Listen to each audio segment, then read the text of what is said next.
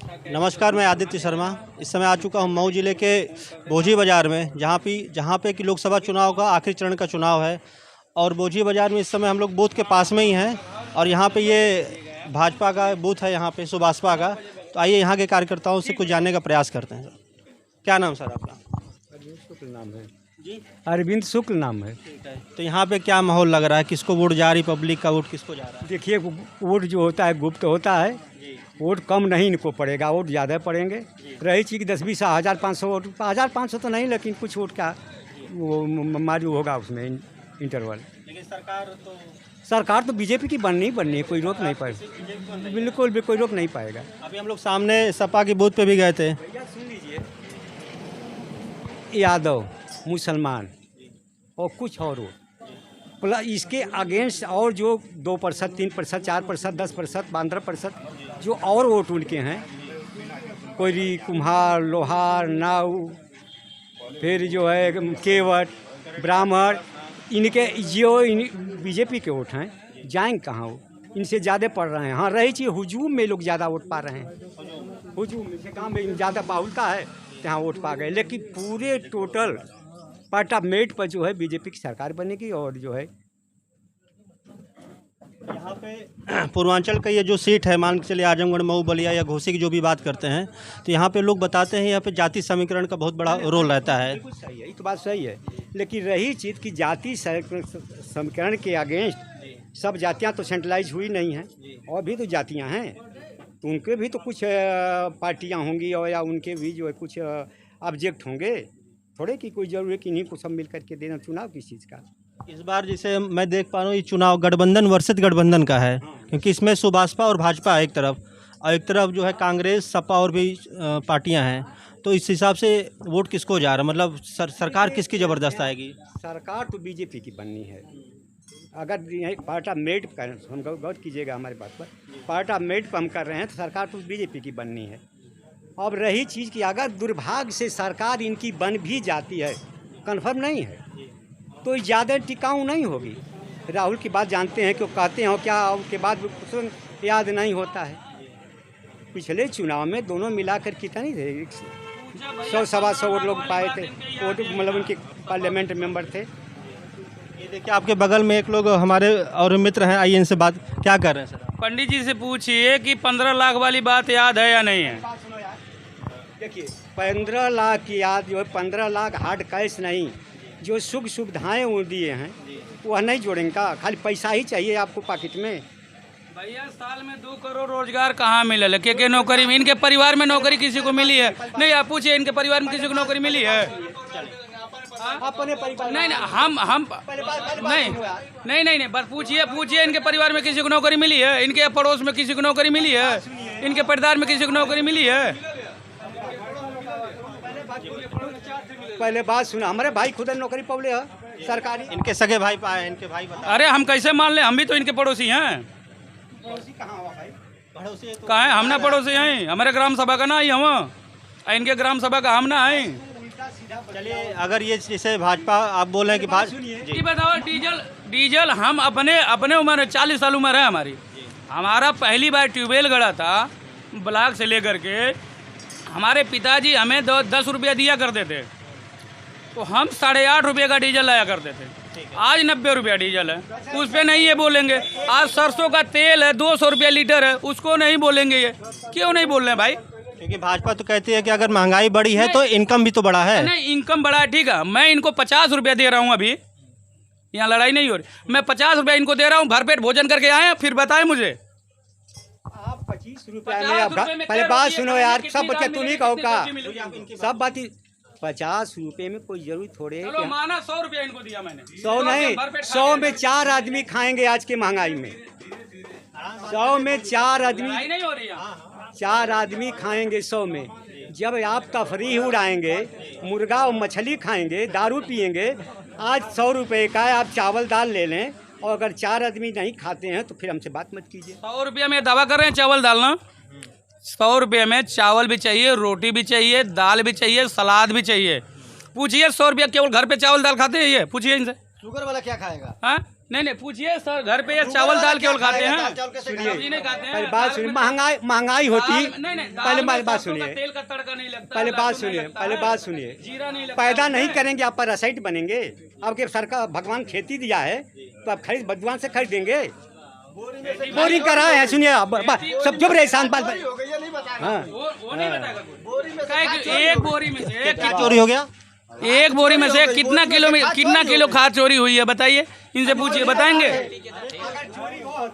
अगर चोरी हुई भी तो लोकल कर्मचारी किया होगा ना, भाजपा के जो चोरी किस चीज़ की कह रहे हैं? चोरी किस चीज़ की? हमसे सुन लीजिए, हम बता रहे 55 किलो 50 किलो में 45 किलो हुई तो 45 किलो का रेट तो आपको मिल रहा है। ये थोड़े है कि सरकार 45 किलो आपको दे रही है और 50 किलो का दाम ले रही है, ऐसी बात तो है नहीं।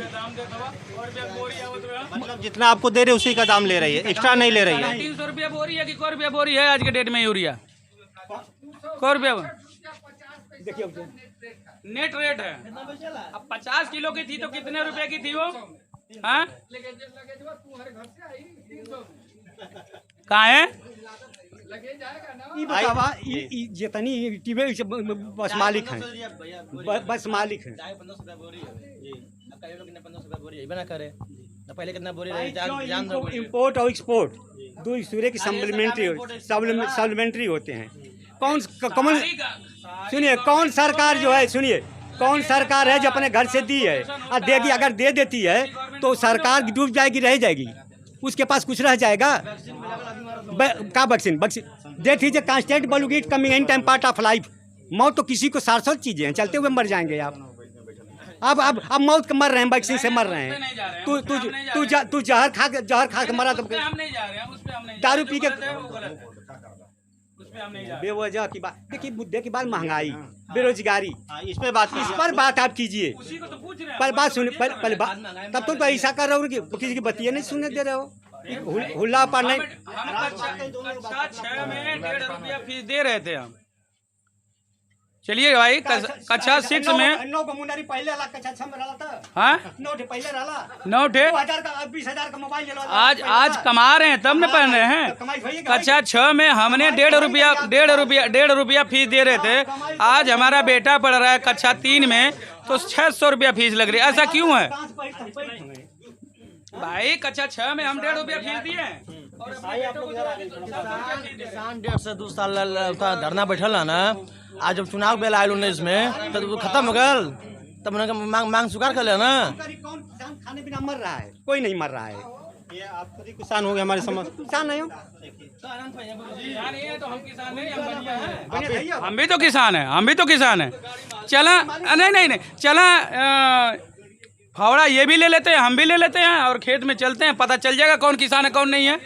अभी पता चल जाएगा, उम्र के हिसाब से देखे ना। नहीं अभी पता चल जाएगा। आइए और भी युवा से बात करने का प्रयास करते हैं। इधर आइए, पास में आइए। रुके, मैं आ जा रहा हूँ, उधर ही रुके। चलिए क्या बोल। जैसे देखिए यहाँ कैमरा भी पूरा और कैमरा घुमाइए। सबसे ज़्यादा यूथ है यहाँ पे, यूथ है। और सबसे बड़ी बात यहाँ पे क्या हो रहा है कि चीज़ें मुद्दों से भटक जा रही हैं। अभी कुछ दिन पहले कांस्टेबल का पेपर हुआ था, हम लोगों ने पैसे पे करके एग्ज़ाम दिलवाया बच्चों का। हमने खुद मतलब लोग दिए, मेरे दोस्तों से। वो पेपर लीक हो गया। हम युवा, हमको क्या चाहिए? हमको रोज़गार चाहिए। सबसे बड़ी बात, मैं बीएड किया हूँ, टेट सीटेट एग्ज़ाम क्वालिफाइड हूँ, वैकेंसी आ नहीं रही हैं। अगर आप प्रोटेस्ट करने जाते हैं तो आप पे केस लाद दिए जाते हैं। और व्यक्ति की आज़ादी जो होता है संविधान में पढ़े होंगे, वो ख़त्म हो गई है। अभी आप किसी चीज़ का प्रोटेस्ट करो, आप पे केस लाद दिया जा रहा है। तो गवर्नमेंट तानाशाही रवैया अपना लिएगा। बात होती है किसानों की। ये बताइए, एमएसपी पे बातें चल रही हैं, किसानों ने इतना लंबा प्रोटेस्ट किया, उस पर क्या हुआ? कुछ निकला भी? कुछ नहीं निकला। महंगाई वही बता रहे हैं, अभी पीछे है हमारे चाचा जी कह रहे हैं महंगाई इतनी बढ़ेगी। महंगाई सभी लोग जिम्मेदार हैं। हम देखिए क्या है कि हम शिक्षित हैं। हमको क्या है कि जीएसटी देखिए, शिक्षा पे कितना लग रहा है, 18% जीएसटी लग जा रहा है, 28%। और सबसे बड़ी बात क्या है, 18% है। सबसे बड़ी बात है, हम लोग युवा पे कोई ध्यान नहीं दे रहा। आप मुद्दा बनाते हो मंदिर का। मंदिर मेरे आस्था की चीज़ है, उसको हम मानते हैं। अगर भगवान को हम नहीं मानेंगे तो आप ज़बरदस्ती नहीं मनवा सकते हैं। और मैटर क्या है कि आजकल मैं देखा हूँ मीडिया चैनल्स के थ्रू भी आप हमारे मोदी जी को प्रमोट कर रहे हो। पहले क्या उस चुनाव में मुद्दे होने चाहिए। हम लोग कैसे प्रमोट करें? आप बोल तो आप रहे हैं, सामने आप ही लोग बोल रहे हैं। मैंने देखा, अभी सुनिए, अब हम देखते हैं आए दिन NDTV का मैं देखता हूँ, ABP न्यूज़ का।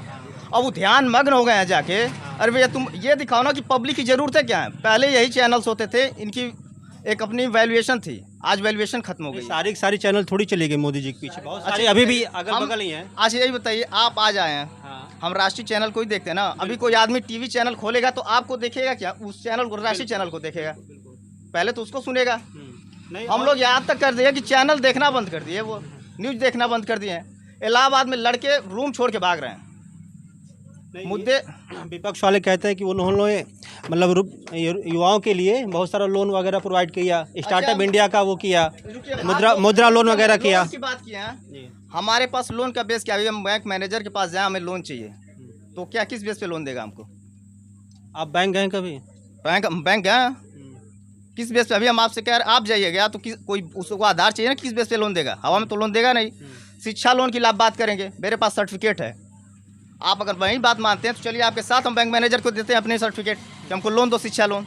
एजुकेशन लोन की बात अलग है। जैसे अगर आप बिजनेस के लिए लोन लेने के लिए जाते हैं, मैं भी कई बैंकों खुद ही गया हूँ, ठीक है, आप उनको अपना आइडिया बताएंगे मैन्युफैक्चरिंग वाला, ठीक है ना, कि इसमें इतना % सब्सिडी मिलता है, बाकी रॉ मटेरियल के लिए मिलता है, वहाँ पे लोन जरूर मिलता है। लोन का कोई आधार होता है कि नहीं? बैंक मैनेजर के आप जाएंगे तो आधार मांगेगा वो आपसे। बिजनेस हवा में तो करेंगे नहीं। आपकी कोई मूल चीज़ें तो लेगा ना। आपकी कोई प्रॉपर्टी देखेगा या कोई दुकान खोले आप, उसको देखेगा कि नहीं, वो तभी तो लोन देगा। तो आप अपना जो आपकी प्रॉपर्टीज को दिखाइए, आपको कॉन्फिडेंस होना चाहिए ना कि मैं बिजनेस कर रहा हूँ, मैं आगे बढ़ा ले जाऊँगा। रुकिए बताएं, मैं पढ़ रहा हूँ, मेरी प्रॉपर्टी मेरे पिताजी के नाम पे है। लोन मेरे पिताजी लेंगे कि हम लेंगे? लोन आप ही लेंगे ना। तो हम लेंगे तो कागज मेरे नाम से रहेगा नहीं तो मुझे मिलेगा नहीं। आप पिताजी के नाम पे ले लीजिए। अच्छा वही बात आ गई ना। बात वही आ गई। एकदम मत करिए, लोन पे छोड़िए। आप सबसे पहले बताइए कि हमारी बेसिक जो पब्लिक है ना, उसकी ज़रूरत क्या है? शिक्षा है, स्वास्थ्य है, रोड है, यही ना हमारी बेसिक जरूरत है। आप आज भी ना किसी भी अस्पताल में चले जाए गवर्नमेंट में, आपको लगता है कि अच्छी व्यवस्था मिल जाती है? आप सीरियसली जाएंगे तो कहीं पे बेड खाली तक नहीं मिलेगा। कई बार स्ट्रेचर पे लोग पड़े पड़े जान दे देते हैं। बेड आपको, आप लखनऊ में PGI में चले जाए, जितना भी बड़ा हॉस्पिटल हो, नंबर लगाने के लिए आपको जुगाड़ लगाना पड़ता है, भैया बेड दिला दीजिए, बेड दिला दीजिए, बेड तक नहीं मिलता। आपको क्या नहीं लगता कि सरकार को चाहिए कि हमें हॉस्पिटल की संख्या बढ़ा दें, और जो नीट की एग्जाम हो रहा है उसके अंदर नीट के नंबर आप स्टूडेंट बढ़ा दें ताकि हमको ज़्यादा मिले, ज़्यादा अस्पताल खोलें। तो बेसिक जरूरत हम आम आदमी की बात कर रहे हैं, हम इनकी नहीं बात कर रहे, उनकी नहीं बात कर रहे, हम किसी की नहीं, आम आदमी की बात कर रहे हैं कि हमको क्या चाहिए? स्वास्थ्य चाहिए। पहला मुद्दा एकदम बेसिक स्वास्थ्य है, सबसे जरूरी गरीब आदमी को। जरूरी है कि नहीं है? आप भले आप एक आयुष्मान कार्ड बना दीजिए और बोले कि 5 लाख रुपए का हम देंगे, फ्री देंगे, ठीक है भैया, पहले तो सरकारी अस्पताल आप ठीक कराइए ना। किसी सरकारी अस्पताल में आपको बेड नहीं मिल पा रहा है, बेसिक सुविधा नहीं, दवाई या डॉक्टर बाहर से लिखता है, हम बहुत करते बस फीस बचा पाते। बताए गरीब आदमी 800 रुपये की दवा 1 हफ्ते की कैसे जी पाएगा? और आप 5 किलो राशन दे रहे हैं। आप MSP पे पता करिए कि गेहूँ कै रुपये किलो है, बहुत तो 22-23 रुपये किलो है ना MSP। 5 किलो गेहूं का कितना हुआ? 20-25 रुपया, अरे 110-15 रुपया हुआ। और दिहाड़ी बेर, और अगर आप जाके रोजगार करते हैं, काम करते हैं मनरेगा में, 210 रुपया 220 रुपया के आसपास है मनरेगा। एक दिन मनरेगा करेगा तो 10 किलो गेहूं के बराबर काम कर सकता है। और वहीं पर राहुल गांधी कह रहे हैं कि हम मनरेगा का 400 रुपया देंगे। बताइए वो बेहतर है या बीजेपी गवर्नमेंट जो हमको 200 रुपये दे रही है वो बेहतर है? 5 किलो राशन दे रही है। मतलब यहाँ पे युवाओं का मेन मुद्दा है रोजगार, शिक्षा और स्वास्थ्य। स्वास्थ्य पे आप देखिए, शिक्षा पे मैं बात करता हूँ। आप किसी भी प्राइमरी स्कूल में चले जाइए, एक टीचर खड़ा है और स्कूल उसके बल पे चल रहा है। कोई भी स्कूल में जाके देखिए टीचर 1 से 2 हैं। और शिक्षा मंत्री से बात करो तो कहते हैं कि टीचर और बच्चों का रेशियो बराबर है। भाई मेरी बात सुनिएगा, मैं समझाता हूँ रेशियो कैसे बराबर है। जब स्कूल में टीचर नहीं रहेगा तो गार्जियन बच्चे भेजेंगे क्या? नहीं भेजेंगे। जब नहीं भेजेंगे तो टीचर जाहिर सी बात है कम है। तो पहले आप टीचर प्रोवाइड कराइए, स्कूल खोलिए, पूरा इंफ्रास्ट्रक्चर बनवाइए, सब कुछ रेडी करिए। उसके बाद अगर गार्जियन बच्चे नहीं भेजते तो आप बोलिए बच्चे कम है। तो अब शिक्षा पे कोई व्यवस्था नहीं। आप बताइए, आपके भी बच्चे प्राइवेट में पढ़ते हैं, मेरे 2 भतीजे प्राइवेट में पढ़ते हैं, सारे जितने भी लोग खड़े, कोई किसी का भी प्राइमरी में नहीं पढ़ता है। गरीब का, दलित का बच्चा, हम जैसे OBC SC ST के पिछड़े लोगों के बच्चे जाते हैं वहाँ पे, और कोई शिक्षा का लेवल नहीं। बताए हम जब पढ़ के निकलेंगे तो हमारा कहाँ लेवल होगा और उनका लेवल कहाँ होगा? जो हमसे ज़्यादा आगे हैं और उस पर भी बात करते कि नहीं इनका ये बात नहीं है, आरक्षण खत्म कर देंगे, वो कर देंगे। हम उस पर बात नहीं करें। हमको सबसे पहले 3 चीज़ बेसिक दीजिए कि जब हमारे गरीब आदमी का कोई लड़का बच्चा बीमार पड़े तो उसको हॉस्पिटल में बेड मिल जाए, सुविधा मिले, उसको दवा मिले, इलाज मिले। एक बात। दूसरी बात आप दूसरी बात की शिक्षा की व्यवस्था अच्छी होनी चाहिए ना। अपना रोजगार में 5 साल से ऊपर हो गया है, कोई भी टीचर की वैकेंसी नहीं आ रही प्राइमरी में भी नहीं आ रही, जूनियर में भी नहीं आ रही। पूरे वो प्राइमरी स्कूल पकड़ा है। आप यहाँ का प्राइमरी स्कूल किसी का भी जाके देख लीजिए, बच्चे क्लास में देख लीजिए 2-2 4-4 5-5 बच्चे बैठते हैं क्लास में। क्या ये शिक्षा की व्यवस्था होनी चाहिए? आदमी आप इतनी बेहतर शिक्षा अगर कर पाते, इतनी बेहतर शिक्षा कर पाते तो लोग प्राइवेट में बच्चों को क्यों पढ़ाते, सरकारी नहीं पढ़ाते? प्राइवेट में टीचर पढ़ाने के लिए मेरे घर की बहन, आपके घर की बहन बेटियां जाती हैं 15-15 10-10 हज़ार रुपये अच्छे से CBSE बोर्ड को घर से मेहनत करके जाके पढ़ाती हैं सब। और वहाँ पे लोग बच्चों की फीस एक छोटे बच्चों के 1000 रुपये पर मंथ भरते हैं LKG UKG का। आप मुझे बताइए जो प्राइमरी के इतने सुनिए 1-1 हज़ार रुपये फीस भरते हैं इनका प्राइवेट स्कूल में, और हम उसकी टीचर की कितनी फीस है? 15,000 महीने सैलरी मिलती है उसको टीचर को। और यहाँ पे प्राइमरी को 55,000 मिलती है। पता करिएगा, शुरुआती में 55,000 मिलती है। ज़्यादा मिलती है ना। बेहतर कौन पढ़ा सकता है? ये CTET पास करके आते हैं, UPTET पास करके आते हैं, सुपर टेट पास करके आते हैं। इतने सब्जेक्ट है, GK मैथ रीजनिंग हिंदी सारे सब्जेक्ट ऑलराउंडर होता है टीचर। पढ़ाने के लिए इतना ज़्यादा एलिजिबल है कि प्राइवेट का कोई टीचर एलिजिबल नहीं है। पूरे प्राइवेट कॉलेज में पता करके बैठिए कि कौन सा टीचर है जो CTET और जूनियर और प्राइमरी का पास करके जाके पढ़ाता है। शिक्षा की व्यवस्था पूरी ध्वस्त कर रखे हैं। हम और आप जाके बच्चों को कहाँ पढ़ा रहे? प्राइवेट में। शिक्षा व्यवस्था बेहतर करिए। मुझे कुछ नहीं चाहिए, आप बस बेहतर करके शिक्षा दिखाइए मुझको। बेहतर करके आप शिक्षा के साथ साथ आप स्वास्थ्य करके दिखाइए ताकि हर गरीब आदमी को इलाज मिल सके। रोड बेहतर करके दिखाइए, आप लोगों को मिल सके। यही ना सुविधा है बेसिक। आप नल जल की व्यवस्था करें। आज टंकी बना देंगे, कल के साला टंकी के पानी सूख जाएगा, सड़ने लगेगा, कोई साफ करने वाला नहीं मिलेगा। शिक्षा में जब टीचर पढ़ाने के लिए मिल रहा तो आपको लग रहा है कल पानी का साफ करने के लिए टंकी कर्मचारी लगाएंगे, वो सड़ा वो पानी पब्लिक तक जाएगा, लोग बीमार पड़ेंगे, पिएंगे वही वाला। अब नल जल की योजना की बात करते हैं, आपकी सारी की सारी योजनाएं बस बेकार पे पड़ी हुई हैं सब। ऐसा कोई भी काम का नहीं है। आप शिक्षा सुधारिए, स्वास्थ्य सुधारिए, एजुकेशन को सुधारिए, इन सब चीज़ों पर सुधारिए। देखिए आपको जीत जाएंगे। हम आपको दोबारा सरकार में लाने के लिए, लेकिन हमने इस बार तय कर दिया कि आपको सरकार बदल देंगे और आपका ज़रूरत नहीं है इस बार की। और मोदी जी की भाषा सुनिए। एक प्रधानमंत्री को ये बोलना चाहिए कि मंगलसूत्र कौन खा रहा है, मछली कौन खा रहा है, मटन कौन खा रहा है, भैंस चुरा रहा है। आप बताइए, ये कोई भी प्रधानमंत्री ऐसे शब्दों का वर्ड यूज करेगा क्या? एक मर्यादा होती है प्रधानमंत्री के पद की।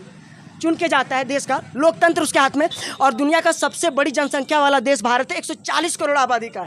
इतने बड़े लोकतंत्र के देश में एक प्रधानमंत्री ऐसी भाषा वर्ड में करता है, पूरे विश्व में हमारी क्या छवि बनती है? कहते हैं हमारे नाम का डंका बजता है। डंका बजता है। आज तक आपने पूरे 10 साल के कार्यकाल में एक भी प्रेस कॉन्फ्रेंस नहीं किया है। डंका किस बात का है? मनमोहन सिंह की बात करिए, उन्होंने अपने पूरे कार्यकाल में प्रेस कॉन्फ्रेंस किया ताकि प्रेस वाले उनसे सवाल पूछ सके फेस टू फेस। आप बताएं आज तक मोदी जी ने कितने प्रेस कॉन्फ्रेंस किए हैं? आप सुने एक भी किए हैं? सवाल उनसे कोई पूछ सकता है क्या? एक भी सवाल आज तक नहीं पूछा गया है। वो इंटरव्यू में बुलाते हैं, अगले पैनल पे 2 लोग बैठते हैं, वो लिखा हुआ सवाल पूछते हैं, वो लिखा हुआ जवाब देते हैं। बोली सही बात है कि नहीं है? आप पत्रकार है, कितने उन्होंने इंटरव्यू दिए? और लोग कह रहे हैं लोग अरे अमेरिका कहता है कि आप मुस्लिम विरोधी देश हैं। वर्ल्ड के बहुत सारे न्यूज़ ऐसे हैं जो छापते रहते हैं कि भारत जो है वो मुसलमानों का विरोध करता है, वहाँ पे ऐसा चलता है, ऐसा चलता है। डंका कहाँ बज रहा है? आप बताइए, कौन से देश में डंका बज रहा है? हमारा इस देश का डंका बज रहा है। आखीपुर फील्ड है एक हमारे यहाँ, बॉर्डर देख रहे हैं ना, वहीं पे एक समय था उसमें लड़के जी जान लगा के सुबह उठते थे और दौड़ रेस मारते थे आर्मी की वैकेंसी के लिए। जब से 4 साल की वैकेंसी आए उसमें लड़के प्रोटेस्ट किए, उसका विरोध किए, और बता रहे हैं अभिव्यक्ति की आज़ादी कहाँ ख़त्म हो गई। यहीं के कुछ लड़के जाके प्रोटेस्ट किए थे, उन पे केस लादा गया, बाद में उनको पैसे घर से हर्जाना देना पड़ा, तब जाके सुलह हुआ। आज आपके आसपास के थे लड़के? हाँ, आसपास के मेरे लड़के थे। उनको ये बताया, वही बता रहा है कि देखिए मतलब आर्मी जो होती है, देखिए आर्मी में कौन जाता है? मेरे पास व्यवस्था है ना, गरीब का बच्चा जाता है, रेस मारता है और फिर वैकेंसियाँ लेके जाता है उधर। आप उसको 4 साल कर दिए। वो 4, पहली बात तो हमारी सैनिक व्यवस्थाएं भी तो कमजोर हो जाएंगी। जो आर्मी की ट्रेनिंग होती थी वो 4 साल में तो पहले ट्रेनिंग अच्छे से करवाओ तब तो। यहाँ पे हाल फिलहाल में अखिलेश जी आए थे, उन्होंने यही बोला था कि हम अग्निवीर खत्म कर देंगे, और क्या क्या बोला बताइए। वही कह रहे हैं कि अग्निवीर, वो जो हमारे यहाँ के युवा एकदम परेशान है भाई, जो रेस मारते थे बेचारे, हाँ वो एकदम फील्ड छोड़ दिए। आप पेपर कितने कराएं जो लीक करा दिए? सारे के सारे पेपर आपके लीक है। आरओ का पेपर लीक है आपका, पुलिस का पेपर आपका लीक है। अगर वही पेपर अखिलेश की सरकार में लीक होता है तो कहते हैं कि आप उनकी सरकारें यादवों को भर्ती कराते हैं। आज इनके पेपर में लीक है तो क्या बीजेपी वाले भर्ती हो रहे हैं क्या? पूरे बीजेपी को यूपीएससी तक का पेपर लीक हो, सॉरी यूपीपीएस का पेपर लीक हो जा रहा है। बताइए क्या अपने रिश्तेदारों को बांट रहे हैं क्या? ये सवाल नहीं उठता है? इसके पहले वाली सरकार में भी तो पेपर लीक पेपर होता था लीक, तो आरोप क्या लगता था कि ये यादवों को पेपर बांट रहे हैं। यादव को भर्ती कर रहा है, यहाँ पे किसको भर्ती कराना है आप बताइए। पूरा पुलिस का पूरा वैकेंसी का पेपर लीक हो गया है, बच्चों को 150 में बट रहा है पूरा। और लड़के जब प्रोटेस्ट करते हैं जाके लखनऊ के ईडन गार्डन में, तो कहते हैं पेपर लीक नहीं है, वो लाठी चार्ज करके भगाते हैं। जब पूरी तरह से लड़का लाठी खाएगा, मार खाएगा, केस होगा, उसके बाद जाके ये मानेंगे कि हाँ पेपर लीक हुआ है। इनके पास ही तब जाके इनको साक्ष्य मिलता है, वैसे मिलता नहीं इनको। सही कह रहे हैं कि नहीं कह रहे हैं? और कोई कुछ बोलना चाहते हैं यहाँ पे अगल बगल? ठीक है भैया, धन्यवाद।